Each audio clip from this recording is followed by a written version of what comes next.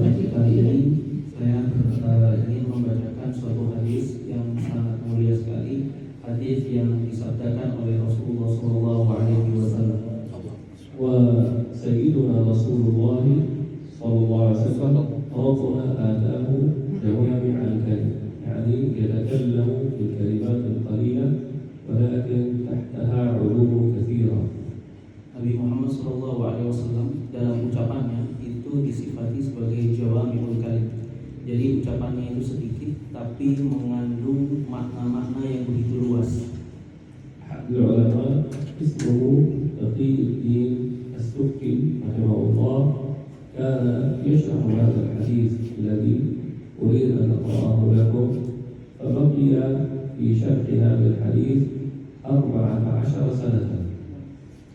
Ada salah satu ulama besar namanya Syekh Taqiyuddin As-Subki. Beliau akan menyebutkan suatu hadis. Nah, hadis ini dijelaskan oleh Al-Imam Taqiyuddin As-Subki. Proses penjelasannya, proses pemahamannya itu sampai 14 tahun. Satu hadis saja itu sampai 14 tahun. Karena di Dimashq ada Imam As-Subki يعقد مجالس مثل هذا المجلس يحضره أهل يعني الشام يحضروه ويشرح لهم هذا الحديث ربما في المجلس أسبوع أو أسبوعين، في الأسبوع مجلس أو مجلسين، وبقي هذه السنين الطويلة في شرح هذا الحديث. Nah, proses penjelasan beliau itu disampaikan dalam majelisnya seperti ini, majelis ilmu. Jadi beliau berada di domisilinya di ibu kota Damaskus, ibu kota Suriah. Nah, di sana beliau menjelaskan satu hadis ini mungkin satu minggu bisa jadi sekali atau dua kali. Itu berjalan penjelasan beliau tersebut terhadap hadis ini itu sampai 14 tahun. وكذلك القرآن الكريم فيه معاني عظيمة واسعة.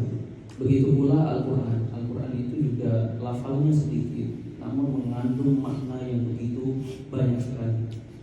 وأحد العلماء في مصر من علماء التفسير أراد أن يدرس الطلاب علم التفسير فسأله قال له نحن نريد أن نشرح كلمة حميم التي في القرآن. Salah satu ulama besar di Mesir itu ingin mengajarkan ilmu tafsir kepada santri-santrinya, kepada murid-muridnya. Saat itu beliau ingin menjelaskan lafal kata hamim. فسأل الطلاب كم تريدون أن نشرح هذه الكلمة في درس أو درسين أو في شهر أو في سنة؟ قالوا في سنة، يعني كأنه تحدي لهذا الشيء. Syekhnya bertanya kepada muridnya, kalian mau saya jelaskan lafal hamim ini berapa lama? Dalam satu pelajaran, dua pelajaran, seminggu, atau sebulan, atau bahkan 1 tahun? Kata muridnya 1 tahun Syekh. Dia tufasir lahu hadhihi kalimah sanatan. Dan ternyata benar, Syekh tersebut menjelaskan kata hamim itu sampai 1 tahun. ثم بعد أن انتهى من تفسيرها قال لهم هناك حاميم أخرى في القرآن أكثر من حاميم. قال وكل حاميم لها تفسير آخر يمكن أن نتكلم سنة عنه. Hamim di Al-Quran itu ada banyak, tidak cuma satu. Setelah beliau menjelaskan 1 tahun tadi, 1 tahun menjelaskan lafal hamim, beliau bertanya kepada muridnya, hamim ini ada banyak dan setiap katanya itu ada penafsiran lain. وهذه كلمة حميم هي تسمى الحروف المقطعة، يعني هي حروف نقرأها لكن لا نعلم حقيقة معناها. المقطعة يعني باللفظ، يعني نلفظها هكذا كل حرف وحده حميم. Hamim itu termasuk huruf-huruf yang muqatta'ah. Muqatta'ah itu artinya terpisah-pisah. Jadi cara bacanya itu hamim dipisah-pisah seperti itu. وهذه سبحان الله الحروف المقطعة لها أسرار عظيمة وإن كنا لا نفهم معناها لكن الصالحين ربنا ألهمهم أسرارا عظيمة في هذه الحروف. Dan huruf-huruf seperti hamim, kata atau huruf-huruf muqatta'ah seperti hamim dan mungkin yang sejenisnya itu memang Kata beliau banyak rahasianya, dan rahasianya ini bisa diungkap oleh beberapa ulama-ulama yang soleh. Al-Imam Al-Attas lahu kitab ismuhu Al-Aqiyah Al-Haniyah. ذكر في هذا الكتاب فائدة تتعلق بهذه الحروف. Nafsul Hamid الحروف المقطعة. Salah satu imam namanya Al-Imam Al-Attas, beliau memiliki kitab berjudul Al-Aqiyah Al-Haniyah. Dalam kitab ini beliau menjelaskan rahasia-rahasia keistimewaan huruf-huruf muqatta'ah tadi yang berada di dalam Al-Quran. فقال من كتب هذه الحروف كلها ألف لام ميم حاميم حاميم عين سين طاء إلى آخرها، هذه يعني في أوائل بعض السور. فقال من كتبها كلها في ورقة وحملها في السفر فإنه يسلم في سفره، الله يحفظه في سفره. Beliau menjelaskan barang siapa yang menulis huruf muqatta'ah yang ada dalam Al-Quran, dimulai dari alif lam mim, kaf ha ya ain shad, semuanya itu ditulis dalam satu kertas, kemudian dilipat dan dibawa dia si penulisnya tadi dibawa kemana saja, insya Allah dia akan selamat dalam 1 tahun. لذلك الذي يريد سفرا يكتب هذا في ورقة ويضعها، يحفظ هذه الورقة في كيس في شيء بحيث لا تسقط على شيء لا يلي، يكرر هذه الورقة يحملها معه في السفر فيحفظ بسر هذه الحروف ويحفظ.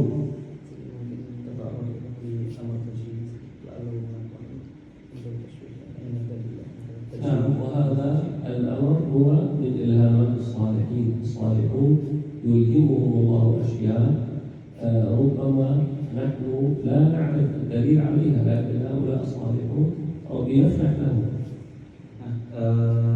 Jadi barang siapa yang ingin berpergian jauh misalnya, kemudian ingin diiringi dengan keselamatan, bisa ditulis itu huruf-huruf muqatta'ah yang ada di dalam Al-Quran, dilipat yang bagus, kemudian dimasukin ke saku atau dompet misalnya.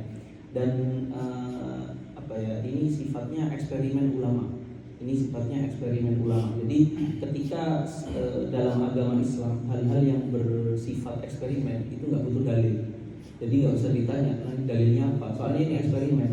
Dari kita misalnya ada yang baca Al-Quran 30 juz langsung dapat duit misalnya. Misalnya ya, setiap baca Al-Quran 30 juz dapat duit. Nah itu istilahnya eksperimen. Nanti bisa diceritakan ke teman-temannya. Saya punya eksperimen seperti ini. Jadi nggak masalah, nggak usah dalil pun nggak masalah.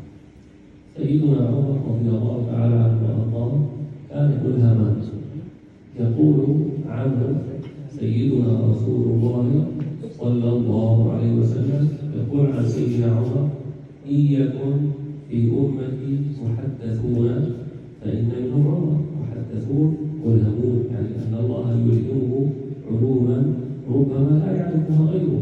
الإلهام للصالحين هذا ثابت في الشرع.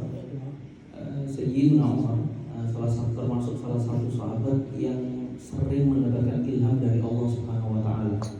Kata Rasulullah SAW saat mensifati Sayyidina Umar, seandainya dalam suatu umat atau suatu masa terdapat orang-orang yang sering mendapatkan ilham, maka Sayyidina Umar ada di antara mereka.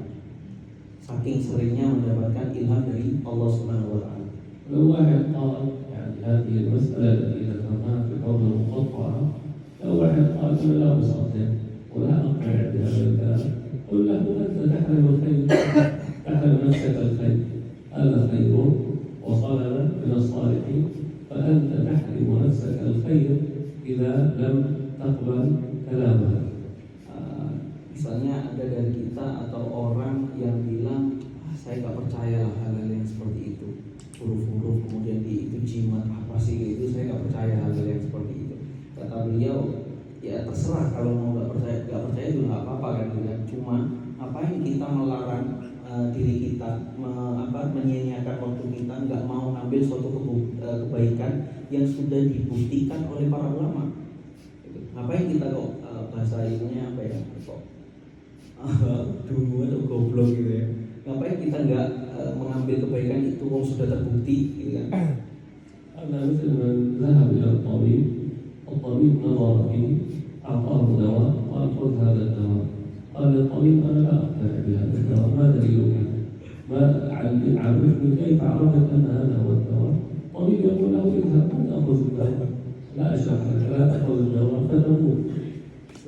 Analoginya seperti orang yang sakit pergi ke dokter, kemudian kata dokternya nih obatnya, dia kan nggak dijelasin kan ya, obat juga kan termasuk eksperimen, nggak dijelasin, cuma yang sakit saya kok kayaknya nggak puas, nggak percaya dengan obat ini, kata dokternya ya silakan pulang saja, nggak usah dipakai, ngapain kamu sini kayak gitu. لذلك يعني عندما نسمع شيئا من الصالحين نأخذه ونحن نحسن الظن بهؤلاء الصالحين لما يفتح الله به علينا من الخير. Nah ini pelajaran penting. Jadi sesuatu yang kita dengarkan memang dari orang-orang yang soleh. Nah ini harus digarisbawahi. Sesuatu yang kita dengarkan dari orang-orang yang soleh. Di sini kita harus husnudzan, memperbanyak husnudzan. Karena beliau orang soleh, maka beliau tidak ada unsur keduniawian di sana misalnya. Seperti itu. وهذا الحديث الذي أحببت أن أقرأه لكم يرويه سيدنا رسول الله صلى الله عليه وسلم عن الله سبحانه وتعالى. Kita kembali ke pelajaran pertama, yaitu hadis yang yang dulu pernah disyarahi, dijelaskan oleh Syekh Taqiyuddin As-Subki selama 14 tahun. Hadis tersebut berbunyi فيقول فيه ربنا سبحانه وتعالى يا عبادي إني حرمت الظلم على نفسي وجعلته بينكم محرما. يا عبادي إني حرمت الظلم على نفسي، يعني الله عز وجل لا يظلم عباده، لا يظلم أحدا سبحانه وتعالى. Potongan hadis tersebut berbunyi hadis qudsi, hadis yang lafalnya dari Rasulullah dan maknanya dari Allah Subhanahu wa taala. Hadis tersebut berbunyi, wahai hamba-hambaku, sesungguhnya aku melarang diriku untuk berbuat zalim kepada siapapun. Ya ibadi, wahai hamba-hambaku, sesungguhnya aku melarang diriku untuk melakukan kezaliman kepada siapapun. Allah Subhanahu wa taala enggak mungkin, Allah yang bersifat agung seperti itu bisa menzalimi. لذلك ربنا سبحانه وتعالى من أطاعه أدخله الجنة، ربنا عز وجل يثيب عباده على طاعته سبحانه وتعالى. Dan itu terbukti dalam keadilan Allah Subhanahu wa taala. Orang yang taat maka imbalannya adalah surga. Orang yang tidak taat maka imbalannya pun neraka. Dan ini bukti keadilan Allah Subhanahu wa taala. ومن أعرض عن هداية الله عز وجل وما دخل في الإسلام ربنا يخلده في النار والعياذ بالله. Dan orang yang berpaling dari agama Islam, Allah Subhanahu wa taala akan mengekalkannya dia berada di neraka. ربنا قال وجعلته بينكم محرما، يعني ربنا حرم الظلم على عباده، لا يجوز للإنسان أن يظلم غيره. Potongan hadis selanjutnya, dan saya melarang kezaliman di antara kalian. Artinya Allah melarang adanya kezaliman yang muncul dari hamba-hambanya. والظلم نوعان، قد يظلم الإنسان نفسه وقد يظلم غيره.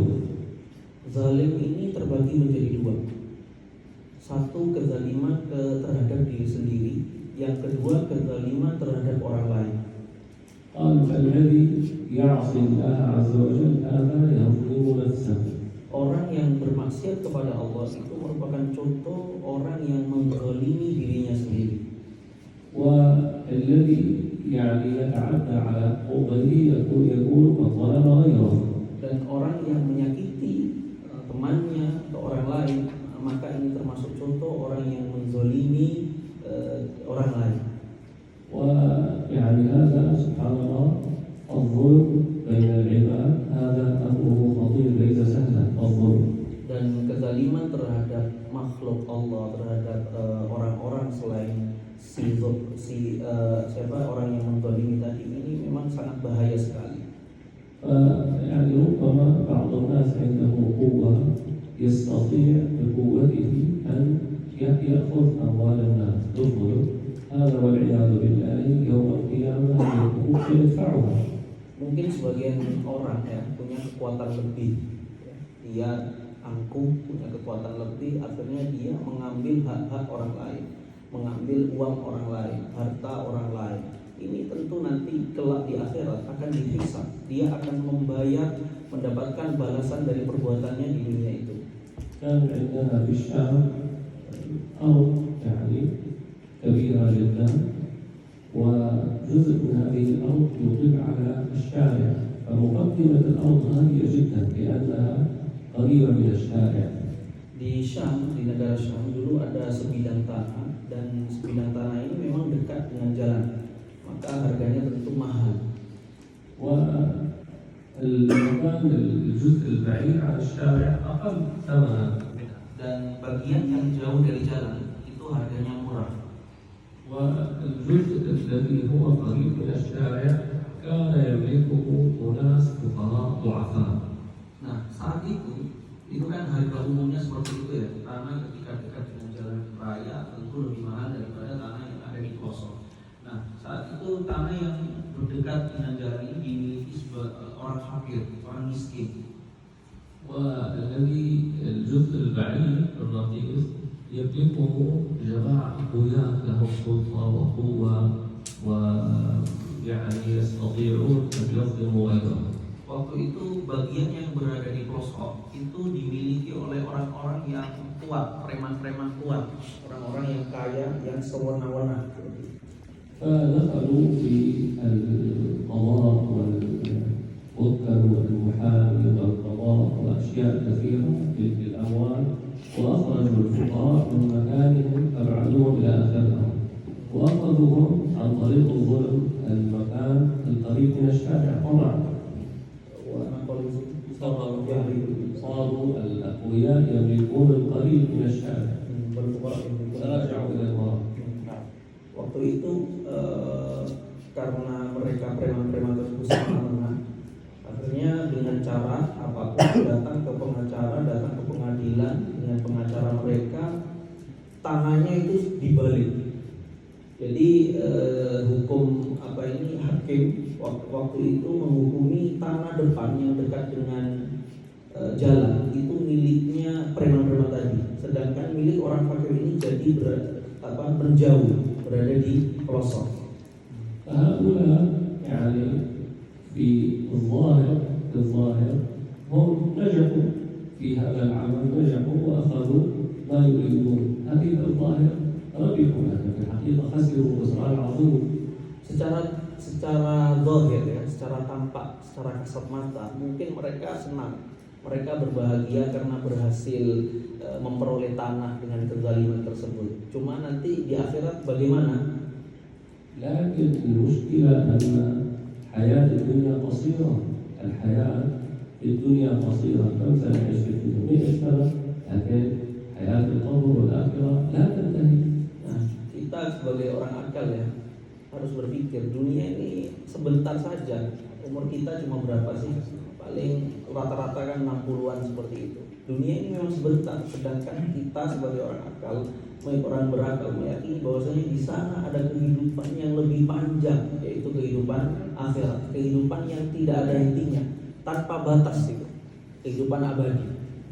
لذلك الذي يعني يظلم غيره يعتدي على غيره بشيء يجب أن يسارع إلى أداء الحق لصاحبه. Dari sini barang siapa yang pernah melakukan kezaliman, keculasan kepada temannya atau orang lain, maka harus cepat-cepat segera memperbaiki, taubat kepada Allah Subhanahu wa taala, meminta maaf dan mengembalikan hak-hak yang sudah diambil. لأنه إذا لم يؤدي الحق في الدنيا هذا سيؤديه يوم القيامة. Karena kalau hak ini tidak dikembalikan di dunia, maka kelak di akhirat akan diambil. Diambilnya kapan? Ketika di akhirat. من يعني الأشياء التي تقع في حياة الناس كثيرا، بعض الناس يأخذ قرضا من صديقه، من أخيه، من قريب، يقول أقرضني مبلغ من المال ثم لا يعيد هذا المال. Dan yang sering terjadi kan ya antara pertemanan itu terkadang kita atau sebagian dari orang-orang itu kan seringnya kalau sekarang itu hutang kemudian meskipun teman sendiri tapi justru kalau karena teman sendiri malah tidak bayar, karena teman sendiri malah menjauh, karena teman sendiri malah mengkhianati pertemanannya itu sendiri. أحيانا هذا الذي أقرأ المال يخشى أن يطالب وذلك لا يدفع، فهذا أخذه عن طريق الحياة، هذا يحرم ما أخذ عن طريق الحياة فهو حرام. Dan di sini ada permasalahan penting. Terkadang orang yang memberikan hutang itu malu, ya, terhadap malu kepada temannya. Jadi ada kaidah uang yang harta apapun itu ya, harta yang diambil dalam keadaan malu dengan pedang, kalau bahasa Arab itu saiful haya, dengan pusaka atau dengan rasa malu, maka itu hukumnya haram, nggak boleh diambil. الذي يأخذ قرضا من غيره ينبغي أن يسارع ويعجل في إعادته ولو كان قليلا، لو كان استقرض مال يسير يعيده. Maka dari sini siapa saja yang pernah berhutang, meskipun itu sedikit, ya segera saja dikembalikan, meskipun itu sedikit. بعض النفوس لا تسامح ولو كان شيء قليل، لا تسامح فيه بعض النفوس. Karena sebagian tabiat manusia ini ya, sebagian manusia itu meskipun kecil nilainya itu terkadang memang nggak bisa untuk memaafkan begitu saja. واحد في الشام عندنا كان يمشي مع بعض الإخوة مرة من أمام بستان، مر البستان فيه ثمار فما تنبه ولم يستأذن من صاحب الأرض ووجد الشجرة أكل منها ثمرة بدون إذن صاحب الأرض. Di Syam dulu ada salah satu orang ketika melewati kebun, nah di kebunnya itu terdapat buah-buahannya. Ini lewat mungkin entah karena lapar atau apa, pokoknya lewat begitu saja melihat ada buah, langsung diambil satu buah saja, diambil dia. ثم هذا الرجل كان يعني من أهل الدين فخاف، قال أنا يعني ندم وخاف، قال كيف أنا أخذت هذه الثمرة بدون إذن صاحب الأرض. Agar sama. Setelah makan ternyata dia merasa berdosa. Loh, saya kok tiba-tiba ngambil tanpa seizin pemilik, ini gimana? فبحث عن صاحب الأرض، بحث عن صاحب الأرض وجده، قال يا أخي أنا دخلت إلى بستانك وأخذت منه ثمرة وأنت ما كنت موجود بدون إذن منك، هل تسامح؟ Waktu itu dia berusaha mencari pemilik tanahnya, pemilik pohonnya. Setelah ketemu, dia minta maaf, saudaraku, saya tadi khilaf, saya ngambil buah tanpa seizinmu. فقال له لا أسامح، كان هذا صاحب الأرض بخيلا، قال أنا لا أسامح، هي ثمرة واحدة. Nah, dia kemudian minta maaf, saudaraku maafkan aku. Tapi kata pemiliknya, enggak, saya enggak memaafkanmu. Soalnya orangnya ini bakhil. Jadi ada sebagian orang itu saking bakhilnya, satu buah saja itu tidak diikhlaskan. قال خذ الثمن، خذ ثمنك، قال لا أريد، لا يريد لا الثمن ولا يسامح. Kata yang ngambil buah tadi, ya udah ini ambil uang sebagai ganti. Kata pemiliknya, enggak, saya enggak mau, saya enggak mau itu uang itu. فهذا خاف لأن الأمر سيصير في الآخرة، إذا لم يدفع في الدنيا هذه الفاكهة الواحدة لا يدري في الآخرة كم يدفع ثمنها، يعني ثواب صيام رمضان كامل ربما عبادة سنة كاملة لا تكفي هذه الثمرة. Nah, yang ngambil tadi ya takut, benar-benar takut, karena nanti kalau urusannya sudah dibawa ke akhirat, bisa jadi satu buah tadi itu bisa seukuran puasa kita 1 bulan. Bayangin puasa kita, ganjaran kita 1 bulan, itu bisa jadi ya, bisa jadi itu sebanding dengan satu buah tadi itu. Nah, nanti ketika kita tidak mendapatkan tidak meminta maaf atau tidak mendapatkan maaf di dunia ini, kebaikan kita di akhirat akan dikurangi. فلذلك حقوق العباد يقول الفقهاء حقوق العباد مبنية على المشاحة، يعني ينبغي أن تكون حذرا جدا جدا من حقوق الناس. Nah, di sini ada kaidah fikih ya. Ulama itu mengatakan hak-hak manusia, hukukul ibad, hak-hak manusia itu landasannya apa ya? orang itu sulit untuk meminta maaf. Musyaha itu sulit untuk memberikan begitu saja. Manusia itu tabiatnya seperti itu. Hak manusia ini dasarnya itu apa? Dasarnya itu sulit untuk diberikan begitu saja. الذي يخاف من الحساب يوم القيامة يحاسب نفسه في الدنيا ويراقب أعماله كلها حتى ينجو يوم القيامة من المصائب عظيمة يوم القيامة.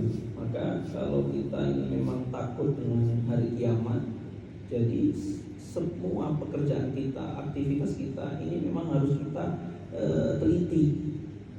Kita hisab sendiri sebelum nanti kita dihisab di akhirat. Kita teliti, kita koreksi, ini sudah benar apa tidak, ini saya menyakiti orang lain atau bukan, atau saya mengambil hak orang lain atau bagaimana, itu harus kita teliti, kita amati pelan-pelan. في مسألة فقهية أيضا تتعلق بهذا الأمر. إذا دخل أحدنا إلى محل فيه سلع أشياء تباع وهي معروضة للبيع يريد أن يتأملها، ربما أمسك بيده شيئا من السلع ليشتريه فسقط فانكسر، هذا يجب أن يدفع ثمنه لأنه هو الذي أفسده. Nah, di sini juga ada masalah fikih. Kalau kita misalnya pergi ke sebuah toko atau tempat ya, di situ ada tempat jual beli lah. Misalnya pergi ke toko, kemudian di dalamnya itu ada barang-barang yang siap untuk dijual, ya. Memang dijual, disodorkan untuk dijual. Nah, ketika kita memang misalnya ngambil barang tersebut, kemudian kok pecah atau rusak gara-gara kita, maka di situ kita wajib membayar harganya. Wajib membelinya, wajib membayar dengan harga tersebut, harga barang tersebut. وأحيانا يعني الإنسان يريد أن يشتري من السوق شيء فاكهة أو طعام، أحيانا البائع يقول له خذ ذوق من هذا الشيء قبل أن تشتريه. نعم، فهذا إذا كان هو في نفسه لا يشتري أبدا حتى ولو أعجبه، فهذا ليس في نفسه الشراء أبدا، يعني ولو أكل ولا يشتري. نعم، ويعلم قطعا أنه وإن أكل لا يشتري، هذا الأفضل أن لا يأكل، لأن البائع مقصوده أن يعجبك فيشتري، فالأحسن أن لا يذوق منه إلا إذا كان في نيته أن يشتري. Nah, ada kasus juga misalnya ketika kita seringnya terjadi, kita misalnya mau beli buah, biasanya kan pedagangnya itu nawarin. Nah, kalau memang hati kita itu nggak mau beli dan kita memang yakin mau dikasih nggak dikasih, saya juga nggak mau beli, itu sebaiknya jangan sampai dimakan. Kenapa? Karena memang ikhtiarnya jangan dimakan, karena memang tujuannya tadi itu ingin ngasih kita agar kita beli. Jadi kalau kita memang niat dari awal nggak mau beli, nggak cocok dari awal, ya jangan dimakan. لذلك يعني حقوق العباد أمرها شديد. جاء في الحديث يقول سيدنا رسول الله صلى الله عليه وسلم يسأل الصحابة أتدرون ما المفلس؟ من هو المفلس؟ قالوا المفلس فينا من لا درهم له ولا متاع. هذا عندنا المفلس هكذا. سيدنا محمد سأل الصحابة أتدرون من المفلس؟ فأجابوه، هم أجابوا وسألهم أجابوه. نعم، أتدرون من المفلس؟ قالوا المفلس فينا من لا درهم له ولا متاع، ليس معه مال، هذا مفلس، الذي ليس له مال هو المفلس. Suatu ketika Rasulullah SAW bertanya kepada sahabat, wahai sahabat, para sahabatku, apakah kalian mengetahui siapa orang di antara kita yang miskin, al-muflis, orang yang fakir, ya, orang yang nggak punya, orang yang fakir lah istilahnya seperti itu. Kata para sahabat, ya orang fakir itu artinya, kata para sahabat menjawab, orang fakir itu orang yang tidak memiliki harta sama sekali, orang yang tidak memiliki dirham atau dinar. فبين لهم أن المفلس له معنى آخر غير هذا المعنى. Kata Rasulullah SAW, bukan seperti itu. Muflis itu tidak seperti itu. Muflis itu atau orang yang fakir itu definisinya tidak seperti itu.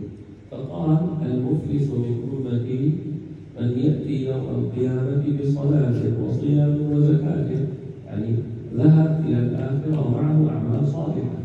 Orang yang fakir di umatku, kata Rasulullah SAW, adalah orang yang datang saat hari kiamat dengan amalan-amalan baik, dengan puasanya, dengan ibadahnya. Itu orang tersebut datang menuju atau datang ke bertemu dengan Allah Subhanahu wa taala saat hari kiamat dengan amalan-amalan baik. قال ولكن مع أنه جمع أعمال صالحة كثيرة عليه حقوق للناس، هو ظلم الناس. قال وقد شتم هذا بشتم بعض الناس، فإذا شتم شخص آخر فلا بد أن يعطيه من الحسنات. Nah, sayangnya orang yang sudah melakukan begitu banyak kebaikan di dunia, orang seperti ini di waktu yang sama juga melakukan kezaliman kepada orang lain. Syatama itu menghina, mencaci orang lain, menyakiti perasaan orang lain. Nah, apa efeknya? Apa implikasinya? Dampaknya orang kebaikan orang tadi itu akan dikurangi dengan atau lantaran kejelekannya di dunia. أحيانا الإنسان يدخل البيت يغلق الأوضة، يغضب من زوجته تفعل شيء لا يعجبه، يغضب، يقول لها يا كذا، يشتمها، أعوذ بالله. لما شتمها الآن وجب عليه أن يعطيها يوم القيامة حسنات مقابل هذا الشتم.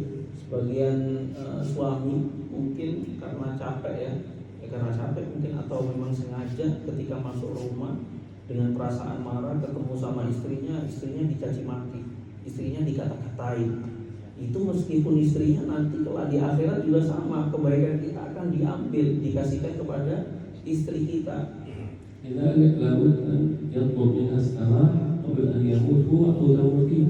أقول سامحيني أنا تكلمت معك بكلام لا يليق. Oleh karena itu, seandainya kalau memang terjadi seperti itu baik kepada kita atau kita sendiri yang melakukannya, segera kita meminta maaf sebelum kita mati atau istri kita mati, saling memaafkan. إذا سامحته فقد نجا، وإذا لم تسامحه لابد أن يعطيها هدية أو مال أو شيء حتى تقبل وتسامحه. Nah, kalau memang istrinya memaafkan, alhamdulillah selamat. Kalau ternyata istrinya enggak memaafkan, ya harus berusaha, harus cari cara, dibeliin apa gitu kan, mungkin ya selembut mungkin lah sampai istri itu bisa memaafkan kita. وأيضا أحيانا الزوجة تفعل هذا، يعني أحيانا الزوجة تغضب فتشتم زوجها، أيضا لابد أن تطلب منه السماح. Nah, ini juga sebaliknya. Ini kalau ada perempuan juga di sini harus dikasih tahu. Ini terkadang perempuan juga seperti itu. Perempuan itu, istri-istri itu juga kayak gitu. Terkadang ngomong ngawur kayak gitu bikin hati suami sakit hati. Nah, itu harus segera minta maaf. في العمل أيضا رئيس الشركة عنده موظفون، أحيانا الموظف يخطئ، المدير يطلب يا فلان هذا يشتم، أعوذ بالله، لا يجوز أن يشتم الموظف. Dalam sebuah pekerjaan misalnya, di situ ada pimpinannya dalam kerjasama kan, ada pimpinannya, ada pegawainya. Nah, mungkin kadang pimpinan itu semena-mena juga ngata-ngatain. Nah, itu juga harus minta maaf kepada pegawai. نعم، قال في الحديث وقذف هذا والعياذ بالله، فإذا قذف غيره صار عليه حق يوم القيامة. قذف يعني اتهمه بالفاحشة والعياذ بالله. Di hadis tadi itu, potongan hadisnya salah satunya itu orang yang melakukan perbuatan baik kemudian di dunianya juga dia mengqazaf itu apa? Menuduh orang melakukan zina. Ini nggak boleh. وهذا بلاء عظيم يقع فيه كثير من الناس بالظن، يعني ربما في القرية في الحي في مكان يرى امرأة يقول عنها والعياذ بالله، يقول للناس هذه تفعل كذا، ما عنده دليل. نعم، ولا رآها تفعل هذا. نعم، الكلام قد يشاع كذبا، الناس تشيع كلام كذب، فلانة تفعل فلانة تفعل، فإذا قال فلانة زانية أو زنت والعياذ بالله صار قاذفا عليه حق عظيم لها يوم القيامة. Ini memang sangat bahaya sekali ya, karena banyak masyarakat itu yang ternyata memang terdampak, artinya melakukan istilahnya menuduh dengan mudah.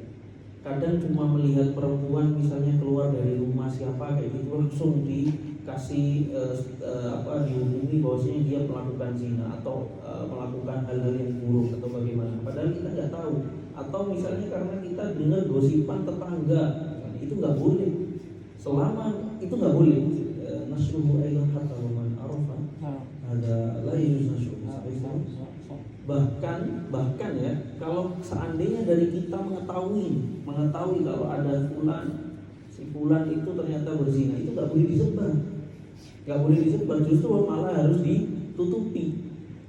نعم فلذلك يعني الحقوق ثم يقول في الحديث وأكل مال هذا يعني أكل مال غيره ظلما أيضا هذا صار حقا في ذمته يوم القيامة. Yang pertama tadi mencaci atau mengkolza, atau yang terakhir ini adalah memakan harta orang lain. Nah ini juga nggak boleh. Ini nanti yang akan diminta yang ini nanti yang akan membayar membayar kesalahan tersebut, dibayar dengan kebaikannya. هذا من يعني الصور التي فيها أكل مال غيره ما يحصل في الميراث أحيانا شخص يموت ويترك مالا فيحصل تقسيم للتركة بخلاف قواعد الشرع. هذا قد يأخذ من الميراث أكثر من حقه، هذا ما يصح.